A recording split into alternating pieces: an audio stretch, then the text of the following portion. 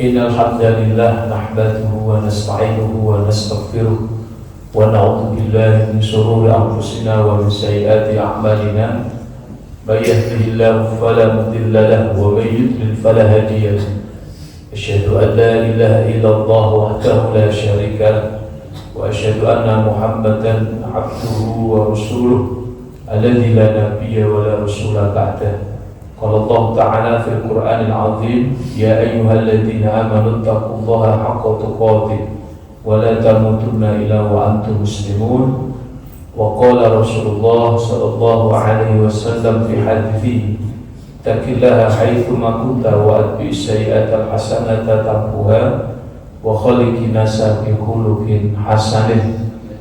Asbahna ala fitratil Islam wa kalimatil ikhlas wa ala dini nabiyina Muhammadin sallallahu alaihi wasallam wa ala millati abina Ibrahim hanifa muslima wa ma kana minal musyrikin. Amma ba'du. Bapak-bapak, ibu jamaah sholat subuh yang mudah-mudahan dirahmati oleh Allah. Alhamdulillah, pada pagi ini mari kita tidak henti-hentinya dan tidak bosan-bosannya untuk senantiasa memanjatkan rasa syukur kita kepada Allah.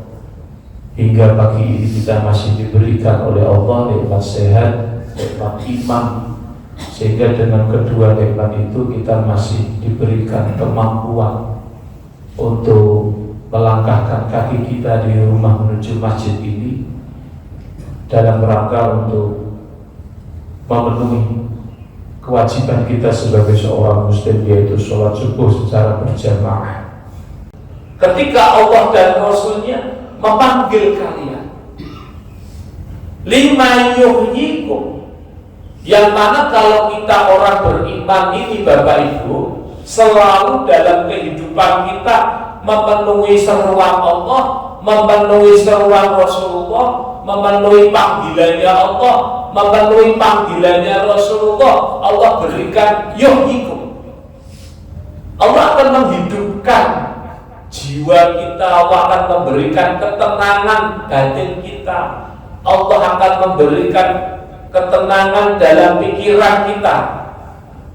Wa'lamu, ketahuilah, Allah yahulu bainal mar'i wa qalbi. Allah Subhanahu wa Ta'ala yang membatasi antara seseorang itu dengan hatinya. Wa annahu ilaihi tuhsyarun, dan kepadanya lah kelak kalian akan dikumpulkan. Bapak Ibu yang dirahmati oleh Allah, saya ambil dalam kitab tafsir Zadul Masir yang ditulis oleh Al-Imam Ibnu Jauzi. Ketika beliau menerangkan tentang ayat ini, apa saja Bapak Ibu yang harus kita penuhi: panggilan Allah, seruan Allah dan Rasulnya. Yang mana kalau kita selalu memenuhi seruan ini, memenuhi panggilan ini, insya Allah kehidupan kita ini akan tenang, pikiran kita ini akan tenteram, hati kita juga akan tenteram, kehidupan kita ini terarah. Ada beberapa makna panggilan Allah dan Rasulnya. Yang pertama adalah dia dikatakan oleh Ibnu Abbas, yang dimaksud panggilan Allah di sini adalah kullu may yad'u rasul ilaihi. Apa itu? Sesuatu yang apa-apa, setiap apa-apa yang diseru oleh Rasulullah. Orang beriman itu diperintahkan oleh Allah untuk selalu memenuhi apa yang diseru oleh Rasulullah, karena Rasulullah ini adalah utusan Allah, di mana Allah memberikan fadilah, keistimewaan kepada Nabi sebagai manusia yang untuk diikuti. Di saat hari ini banyak orang mengikuti bukan kepada Rasulullah. Di saat hari ini orang menjadikan tauladan bukan kepada Nabi. Bahkan mereka menjadikan tauladan dalam kehidupannya orang-orang fasik, bahkan banyak juga orang-orang kafir. Dan ini yang dilakukan, ini juga ada orang beriman seperti itu. Maka Sampai Rasulullah SAW memberikan petunjuk kepada kita, ikutilah Rasul, ikutilah aku. Karena kalau kita mengikuti Rasulullah itu pahalanya atau fadilahnya banyak sekali Bapak Ibu.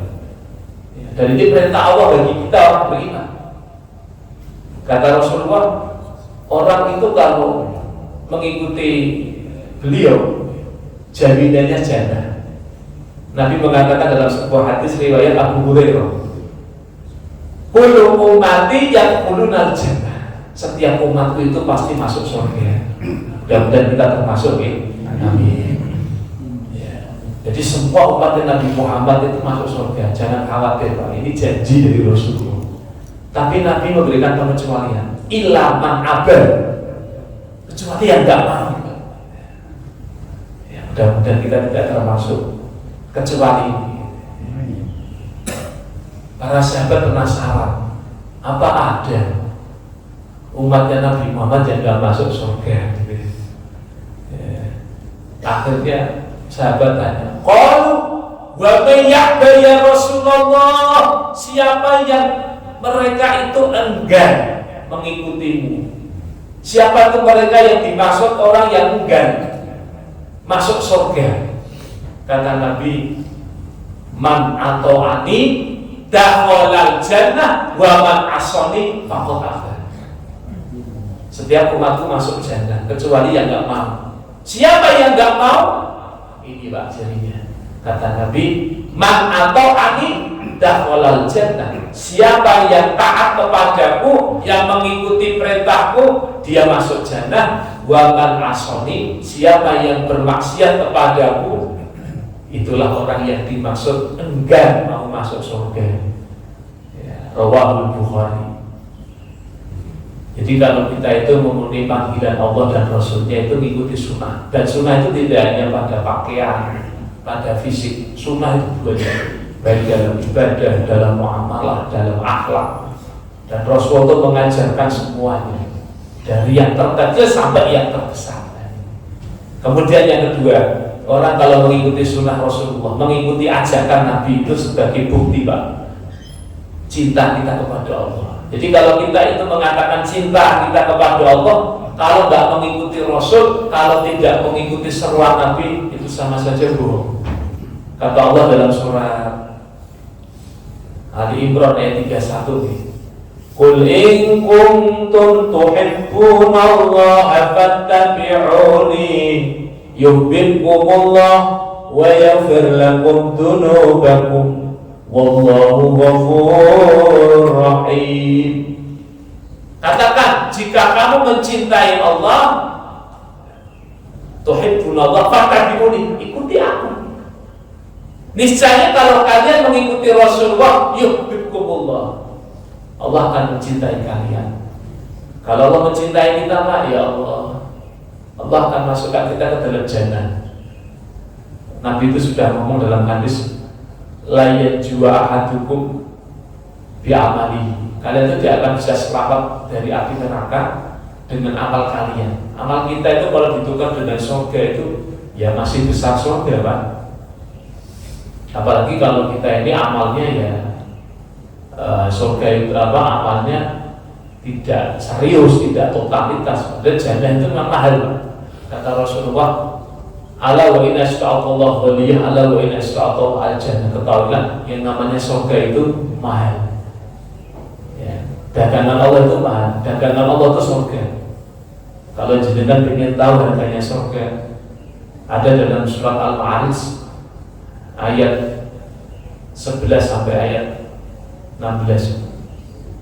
Yubasyirunahum yawaddul mujrimu law yaftadi min 'adzabi yawma idzin bi banihi wa sahibatihi wa ahihi wa fasilatihi allati tu'ih wa man fil ardi jami'an tsumma yunji. Orang kafir itu ketika masuk neraka, dia berandai-andai, ya Allah seandainya saya bisa ditukar, saya bisa masuk surga, bisa ditukar dengan anak saya rela ya Allah, anak saya kau masukkan ke dalam neraka, aku masuk surga. Anak kamu berapa? 12. Rela kamu masukkan? Iya. Padahal di dunia bagaimana Pak anak itu? Di dunia itu sama anak, masya Allah.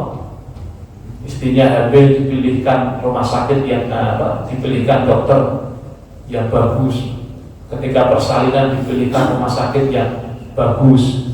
Ketika lahir dibancai, dinamai, dididik, wah luar biasa. Tapi kalau sudah di neraka, di akhirat beda, egoisnya muncul. Ya. Saya nggak apa-apa ya Allah, anak saya kau masukkan ke dalam neraka untuk gantian saya. Yang penting satu, saya masuk surga. Kalau masih kurang ya Allah, wassohibati, istri saya ya Allah. Istrimu berapa? 4, gue kabel apapun. Ya, di dunia gimana istri? Masya Allah, dicintai, diayomi, dilindungi. Di akhirat tidak. Ayat ini berbicara tentang orang kafir. Ini harganya surga. Kalau masih kurang ya Allah, wa fasilati itu wa ahi. Wassohibati wa, kemudian saudara-saudara saya ya Allah, kakak-kakak saya, adik-adik saya, engkau masukkan semuanya ke dalam neraka untuk ganti saya ya Allah, supaya saya bisa masuk jannah. Kalau masih kurang lagi ya Allah, wa fasilati itu orang-orang yang melindungi saya di dunia ya Allah. Ini harga surga Pak. Mungkin bulik-bulik saya, pakde saya, pakle saya, bude saya, engkau masukkan semuanya ya Allah ke dalam neraka untuk ganti saya. Kalau perlu seluruh paguyuban arisan keluarga, saya rela ya Allah. Kalau masih kurang lagi ya Allah, wa man fil ardi jami'ah, seluruh manusia yang ada di muka bumi, engkau masukkan ke dalam neraka untuk mengganti seorang diri saya ya Allah, sehingga saya masuk jannah. Kira-kira bisa nggak Pak? Tidak bisa. Allah jawab, kalah, tidak bisa. Inna halador, sesungguhnya neraka itu api yang bergejolak. Dalam surat Al-Maidah ayat 36, Allah berfirman, "Innal ladzina kafaru law anna lahum ma fil ardi jami'an wa mislahu ma'ahu liyaftadu bihi min 'adzabi yaumil qiyamah ma tuqbila minhum." Orang kafir itu kalau seandainya punya harta dunia dan seisinya Pak, tapi nggak mungkin kan? Seandainya dia punya harta dunia dan seisinya, di dunianya ada apa aja? Mungkin laut milik dia, gunung milik dia, tambang milik dia, berlian milik dia, seluruh emas milik dia, seluruh tanah milik dia, seluruh sawah milik dia, seluruh rumah milik dia. Pokoknya sesuatu yang ada di muka bumi milik dia semuanya, bahkan 2 kali lipat. Liyaftadu min adabi yaumil qiyamah, liyaftadu bihi, supaya bisa ditukar dengan adab di hari kiamat. Dibarter, saya beli neraka ini dengan 2 kali lipat dunia ya Allah, supaya saya bisa selamat. Kata Allah, ma tuqbila minhu, tidak akan bisa diterima pertukaran itu, barter itu. Walahum adabun alim, dia tetap mendapat adab yang pedih. Maka Bapak Ibu, untuk meraih jannahnya Allah itu dengan cintanya Allah kepada kita, ridhonya Allah kepada kita, ini yang mahal. Karena kalau kita menukar amal dengan jannah, itu masih tinggi surga. Apalagi amal kita, maaf Bapak Ibu, yang kita berikan untuk jannah ini kadang-kadang bukan totalitas, tapi sisa-sisa. Sholat sisa tenaga, ngaji sisa pikiran, infak sisa apa? Belanja. Maka yang harus kita kejarnya adalah ridho. Artinya bukan berarti kita tidak mau beramal. Kita harus beramal sebanyak-banyaknya, sebesar-besarnya, sekecil-kecilnya, sebanyak-banyaknya. Siapa tahu dari amal yang kita lakukan tadi ada beberapa amal yang Allah cinta, dengan itu menjadikan sebab kita ini masuk jannah. Bapak Ibu yang dirahmati oleh Allah. Kemudian yang kedua, makna seruan Allah, makna panggilan Allah dalam ayat tadi adalah yang kedua, antahu al-haq, yaitu selalu menetapi kebenaran. Ini disampaikan oleh Mujahid, murid daripada Ibnu Abbas al-Tafsir. Jadi kalau orang beriman itu disuruh oleh Allah adalah untuk menetapi kebenaran. Di saat hari ini betul-betul luar biasa ujian orang beriman untuk membedakan mana benar, mana yang tidak benar, sulit. Maka prinsipnya adalah kebenaran itu dari Allah, ya. Dari Allah, dari Quran, dari Rasulullah. Karena dalam Al-Quran dijelaskan surah Al-Baqarah ayat 147, Al-haqqu min rabbika fala takunanna minal mumtarin. Kebenaran itu datangnya dari Allah, maka janganlah kamu ragu. Maka hari ini banyak orang yang justru malah menyalahkan kebenaran itu, Al-Quran. Babi itu haram, itu kebenaran. Tapi ada orang mengatakan babi itu halal dengan logikanya, ya, pakai dalil lagi. Rabbana ma khalaqta hadzal batila. Rob kami tidaklah menciptakan sesuatu sia-sia. Jadi kalau babi nggak dimakan itu sia-sia, mubazir kan? Kalau mubazir namanya setan, malah kita disetan-setan. Ini. Jadi mempertahankan kebenaran itu tidak mudah. Sesuatu yang sudah qat'i, ya, sudah benar itu disalahkan oleh manusia-manusia yang tidak beriman. Meruntuhkan atau merontokkan keyakinan kita. Contohnya ngomentari neraka. Neraka itu tidak akan sakit kalau kita masuk ke dalamnya, gitu. Alasannya iblis itu kan diciptakan dari api. Kalau api ketemu dengan api, kira-kira gimana? Enjoy, ya. Sebenarnya itu nggak perlu dijawab. Jawabannya pakai apa? Ya, waplok aja. Tangan saya dari tanah, pipimu dari tanah. Tanah ketemu dengan tanah, enjoy apa sakit? Supaya kita ragu dengan akhirat. Dan banyak sekali kesesatan-kesesatan itu muncul. Maka Allah nasihatkan, ikuti seruan kebenaran apapun beratnya. Kemudian yang ketiga adalah annahu al-iman. Yang dimaksud panggilan Allah itu adalah iman. Nah, iman di sini keyakinan dan amal. Jadi kalau kita hanya ngaku iman, tidak kurang sempurna, harus dengan amal. Kata Allah dalam surah Al-Hujurat ayat 15, konsekuensi iman itu adalah amal. Innamal mu'minuna alladzina amanu billahi wa rasulihi tsumma lam yartabu wa jahadu bi amwalihim wa anfusihim fi sabilillah ulaika humus shadiqun. Kata Allah, sesungguhnya orang beriman itu adalah orang yang beriman kepada Allah dan Rasulnya. Dia tidak ragu. Apa sudah cukup? Tidak, masih ada lanjutan. Wajahadu bi amwalihim wa anfusihim fi sabilillah. Habis iman, dia mau mengorbankan waktunya, pikirannya, tenaganya, uangnya, hartanya di jalan Allah, baru dapat gelar ulaika humus shadiqun. Dia orang yang jujur. Kalau kita mengaku iman tapi nggak mau mengorbankan pikiran kita, tenaga kita untuk Allah atau harta kita untuk Allah, ada tanda tanya besar terhadap keimanan kita. Maka Allah sampaikan, ikuti panggilanku, seruanku, yaitu mengimani. Kemudian yang keempat, yang dimaksud panggilan Allah, panggilan Rasulnya adalah ittibaul Quran, mengikuti Al-Quran.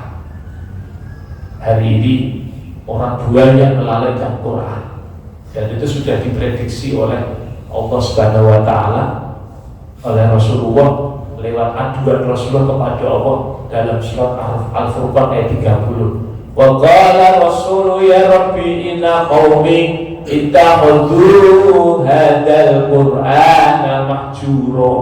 Rasul berkata, ya Rabb, sesungguhnya kaumku itu kebanyakan, tidak sedikit ya, kebanyakan melalaikan Quran. Kata kata Imam Ibnu Katsir dalam tafsirnya. Ibnu Katsir mengatakan ciri-ciri orang yang melalaikan Quran itu satu, kalau dibacakan Quran dia gaduh, tidak dengarkan. Padahal dampak mendengarkan Quran luar biasa. Satu, orang tuh kalau dengarkan Quran hatinya keras menjadi lembut. Contohnya sahabat Umar bin Khattab. Umar bin Khattab ini keras, sahabat Nabi. Nabi pernah berdoa, Allahumma a'izzal Islam bi islami Umar wa Abu Jahal. Ya Allah, muliakanlah Islam dengan masuknya Umar atau Abu Jahal. Allah pilih Umar bin Khattab. Apa penyebabkan masuk Islam? Beliau mendengarkan bacaan Quran yang dibacakan oleh adiknya yang bernama Fatimah. Ketika Fatimah membaca surat Toha, hatinya bergetar dan mau masuk Islam. Ketika Quran dibacakan dan kita mau mendengarkan, membuat hati ini lembut. Ketika di dalam diri seseorang ada jin, dibacakan Quran akan reaksi. Inilah dasarnya Quran dengan yang lain. Kemudian yang kedua, orang yang melalaikan Quran tandanya adalah adabul amal bi. Dia tidak mau mengamalkan Quran. Yang ketiga, ada mutadabbur wa tafahum bi. Dia tidak mau memahami isi Al-Quran. Kemudian yang keempat, ada mutasdik bi. Dia tidak mau meyakini Quran sebagai kebenaran. Ini namanya melalaikan Quran. Kemudian yang kelima, al-udulu anhu ila ghairi. Dia mengganti kesibukan Al-Quran dengan perkara yang lahur, min kalamin, dari omongan-omongan yang gak ada mutunya, wal binain, nyanyian-nyanyian, walahbin, walahwin, dari perbuatan yang gak ada gunanya. Jadi sibuk dengan urusan-urusan yang tidak ada manfaatnya daripada mendekat dengan Quran. Dan ini banyak, Pak. Kita lihat dari ini era gadget, banyak main game daripada Quran. Sehari baca Quran dengan main game banyak mana gitu. Ya. Main game kuat sampai 2 jam, 3 jam baca Quran, baru satu muka sudah Qurannya jatuh gitu. Ya. Nah tuh kita jadi.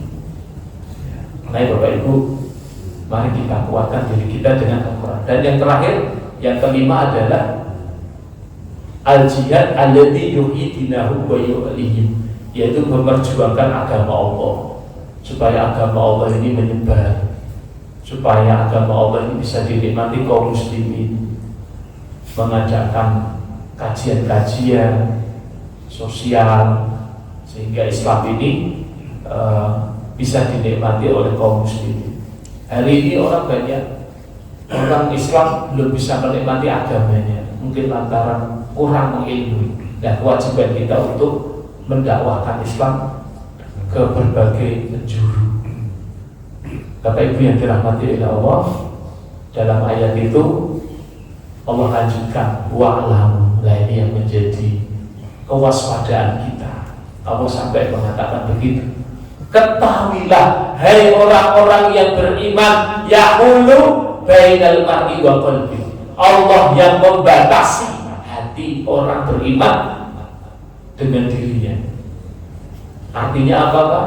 Artinya kalau orang beriman tidak sibuk dengan menjalankan sunnah Rasulullah, kalau orang beriman kehidupannya tidak sibuk di dalam kebenaran, dalam kebaikan, dalam keimanan, dalam kegiatan-kegiatan yang baik, hati-hati, Allah akan ganti ini dengan kegiatan-kegiatan, aktivitas-aktivitas selain itu. Dalam tafsir jelaskan, yahulu bainal mu'min wal kafir. Orang kalau tidak sibuk dalam keimanan, Allah ganti sibuk dalam kekafiran. Yahulu baina ta'atihi wa maksiatihi. Allah akan ganti yang dulunya dia taat karena dia tidak sibuk dengan ketaatannya, tidak memenuhi panggilan Allah dan Nabi-Nya, Allah ganti dia sibuk dengan maksiat. Ini yang bahaya. Yahulu baina imanihi wa hawahu. Allah akan ganti yang dulunya dia kokoh dengan keimanannya, sekarang berpindah kepada hawa nafsunya. Dulu nuruti iman, sekarang nuruti hawa nafsunya. Yahulu bainal haq wal batil. Dulunya dia mengikuti kebenaran karena dia tidak istiqomah memenuhi panggilan Allah. Allah ganti dia memenuhi kebatilan, keburukan. Yahulu baina qalbihi as-salim ila qalbil al-mayyit. Dulunya itu dia hatinya itu lembut, hatinya sehat, menerima nasihat itu mudah karena dia tidak sibuk memenuhi panggilan Allah dan Rasulnya. Allah ganti hatinya jadi mati, hatinya keras, hatinya membatu. Bahayanya di sini. Ketika kita tidak pandai memenuhi panggilan Allah dan Rasul dalam kehidupan kita orang beriman.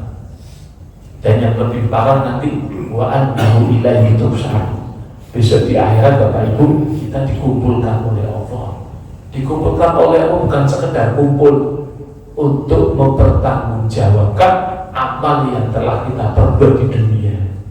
Makanya Bapak Ibu lewat nasihat dari Allah surat Al-Anfal ayat 24 ini memberikan sedikit pengingat kepada kita orang-orang beriman untuk tetap istiqomah di atas sunnah Rasulullah, di atas kebenaran, di atas iman, di atas Quran, di atas perjuangan di dalam menyebarkan agama Allah sampai kita mati. Karena kalau kita tidak sibuk dalam hal-hal itu, Allah akan ganti kesibukan kita dengan hal-hal yang lain. Kalau tidak langgul, pasti maksiat. Bahaya di situ. Kalau tidak sesuatu yang sia-sia, pasti mengandung dosa. Naudzubillah.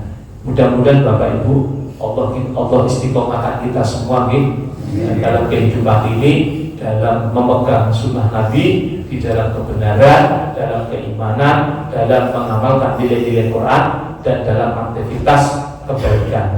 Mudah-mudahan Allah bimbing kita semuanya. Allah berikan kekuatan zahir dan batin untuk tetap istiqomah sampai ajal menjemput kita, sehingga kematian kita kelak dihadiahi oleh Allah meninggal dalam kondisi husnul khotimah.